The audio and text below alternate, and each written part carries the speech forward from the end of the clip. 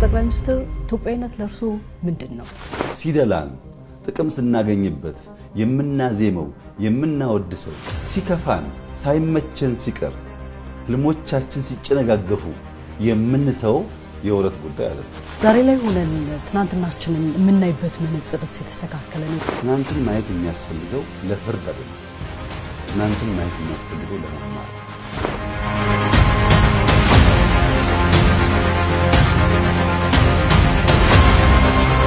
ዛሬ ላይ ሆነው ይህ እርምጃ ትክክል ነው የሚል ሀሳብ አለው።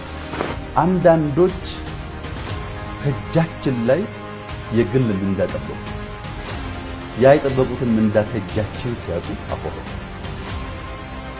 ኑ ሲባሉ፣ ግቡ ሲባሉ፣ አብረን እንስራ ሲባሉ ኑ የተባልነው 4 ኪሎ ነው ብሎ ያሰቡ ሰዎች ሳቱ።